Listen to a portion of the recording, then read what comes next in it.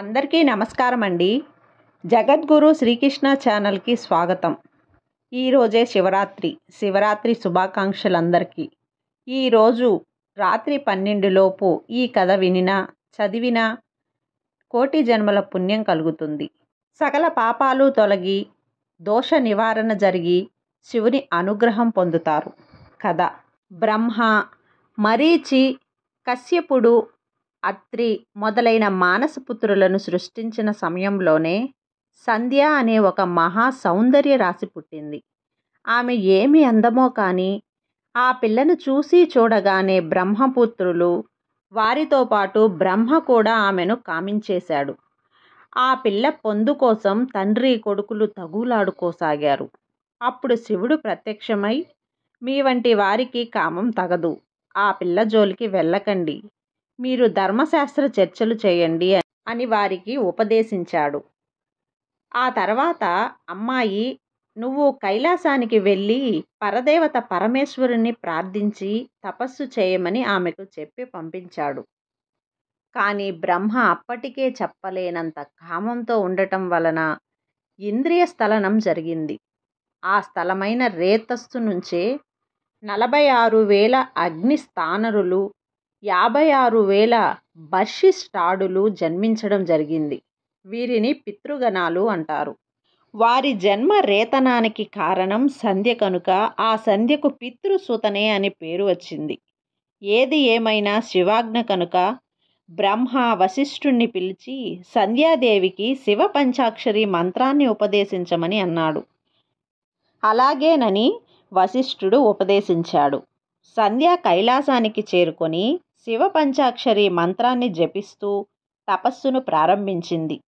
ఆ తపస్సుకు ప్రసన్నుడై శివుడు ప్రత్యక్షమై ఏం వరం కావాలో కోరుకోమన్నాడు.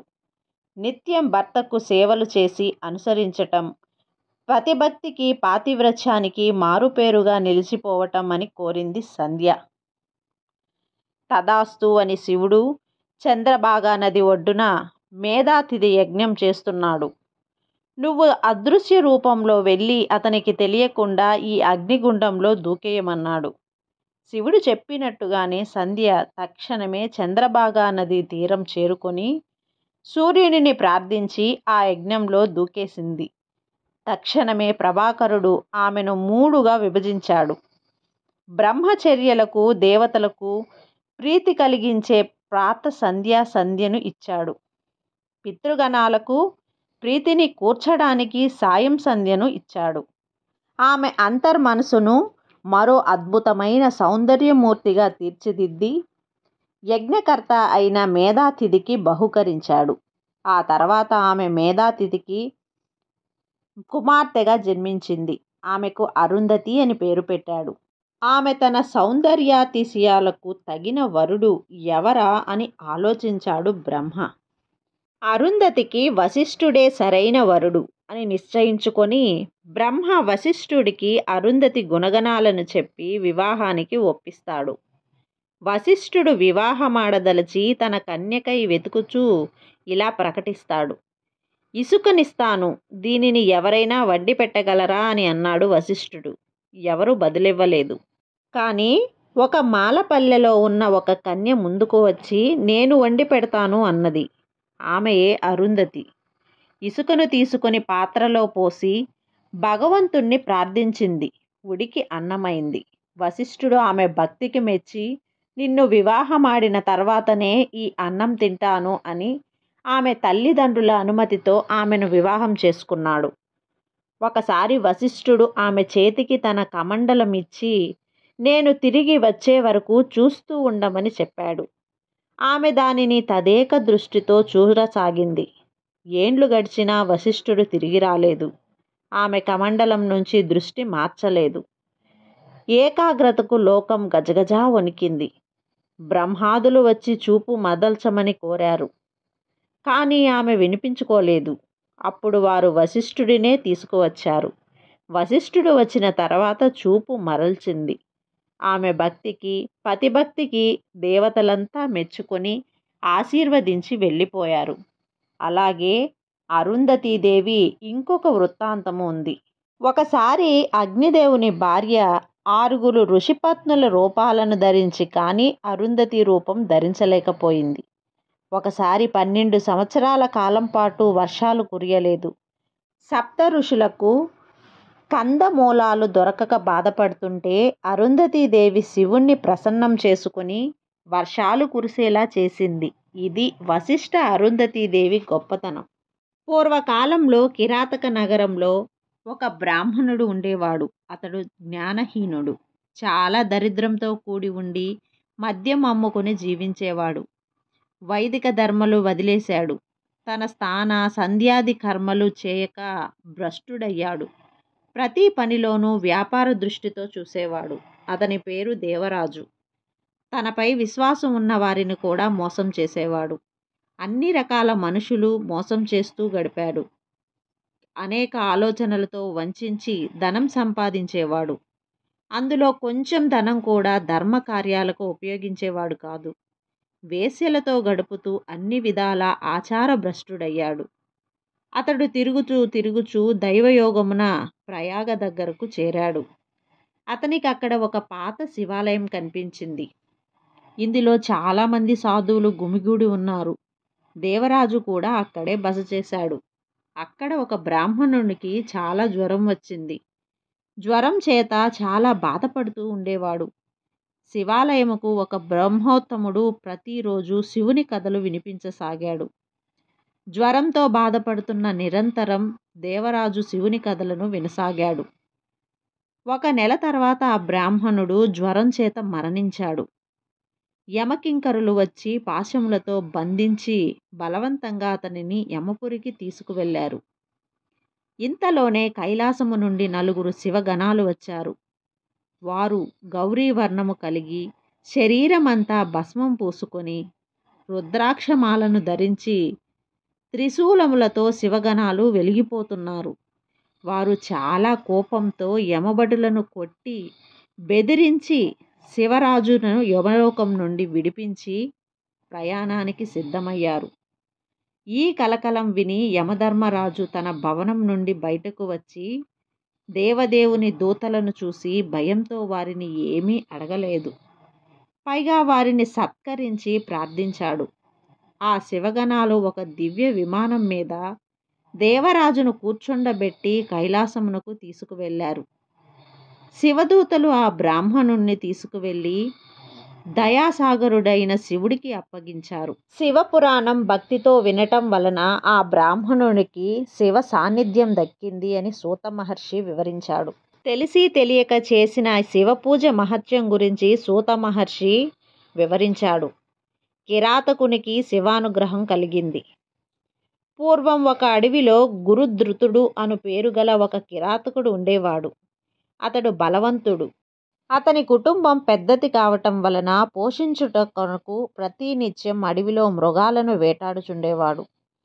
ఒకనాడు శివరాత్రి పర్వదినం. అతని తల్లి, తండ్రి, భార్య తమకు ఆకలిగా ఉన్నది కనుక ఏమైనా ఆహారం తీసుకుని రాగలరు అని ప్రార్థించాడు. సరేనని ఆ కిరాతకుడు తన తపస్సు బాణములను తీసుకుని వేటకు వెళ్ళాడు. అదేమి చిత్రమో గాని దైవ సంఘటన ఏమో ఆనాడు అతనికి ఎంత వెతికినా ఒక్క జంతువు కనిపించలేదు. సాయంత్రం కావస్తుంది. వట్టి చేతులతో ఇంటికి పోలేక ఆలోచిస్తున్నాడు. ఇంతలో అతనికి కొంత దూరంలో ఒక జలాశయం కనిపించింది. నీటి కోసం ఏ జంతువైనా రాకపోతుందా అని ఆశించి ఆ కిరాతకుడు జలాశయమును సమీపించాడు. ఆ జలాశయం ఒడ్డున ఉన్న మారేడు చెట్టు నెక్కి మాటు వేసుకొని కూర్చున్నాడు. ఇంతలో ఒక ఆడలేడి దప్పికతో నీరు తాగడానికై భయంతో వచ్చింది. ఆ బిల్లుడు సంతోషించి విల్లు ఎక్కుపెట్టి గురి చూస్తున్నాడు. అతడు మారేడు కొమ్మ నుండి కదిలేసరికి మారేడు పత్రం నీరు చెట్టు కింద ఉన్న శివలింగంపై పడింది. ఆ చెట్టు కొమ్మల శబ్దానికి భయపడిన లేడీ తలెత్తి చూసి, "ఓ కిరాతక, నీవు ఏమి చేయుచున్నావు? సత్యం చెప్పు" అని ప్రశ్నించింది. "నిన్ను చంపి నీ మాంసంతో మా కుటుంబ ఆకలి తీర్చెదను" అని ఆ కిరాతకుడు సమాధానమిచ్చాడు. అందుకు లేడీ, "నా మాంసంతో మీ కుటుంబం ఆకలి తీరుతుందని అంటే అంతకంటే పుణ్యకార్యం వేరొకటి లేదు. అందుకు ఉపయోగపడుతున్న నేను ధన్యురాలిని. కానీ ఓ కిరాతకుడా, ఇంటిలో నా కొరకు నా భర్త పిల్లలు ఎదురు చూసి దుఃఖిస్తారు. కాబట్టి నేను ఇంటికి వెళ్ళి మా వారికి చెప్పి వచ్చి నీ బాణాలకు బలి అవుతాను అన్నది. దయతో నన్ను వదిలిపెట్టుము అని ప్రాధేయపడింది. అయినా నిన్ను వదలను అని బోయవాడు అన్నాడు. నా మాట నమ్ము, తప్పక తిరిగి వస్తాను. అందుకు ఆ కిరాతకుడు అంగీకరించాడు. అది రాత్రి మొదటి జాము గడిచింది. కిరాతకుడు తనకు తెలియకుండానే తాను కూర్చున్న చెట్టు మారేడు పత్రం రాలి కింద గల శివలింగంపై పడింది. శివరాత్రి మొదటి జాము పూజ జరిగిపోయింది. అదేవిధంగా మిగిలిన 2 జింకలు ఒకదాని తర్వాత ఒకటి రావడం, బోయవాడు వదిలిపెట్టడం, వాటిని చంపకుండా ఉండటం జరిగింది. ఆ బిల్లునికే తెలియకుండా 2వ జాము శివరాత్రి పూజ పూర్తయింది. ఇంటికి చేరిన జింకల పరివారమంతా కలిసి మాట్లాడుకొని బోయవానికి ఇచ్చిన మాట నిలబెట్టుకొనుటకు తిరిగి జలాశయం వద్దకు వచ్చినవి. ఓ కిరాతక, మా మాట విని మమ్మల్ని వదిలిపెట్టినందుకు మేము ఎంతో కృతజ్ఞులము. ఇప్పుడు మమ్మలను చంపి మాంసాన్ని భుజించి మీ కుటుంబ సభ్యులందరూ తృప్తి చెందవచ్చును. ఈ విధంగా పలికిన మృగాల మాట విని బిల్లుడు ఆశ్చర్యంతో, నేను ఎంతని చూడను, మానవుడైన నాకంటే ఈ జింకలు ఎంతో ధన్యములు.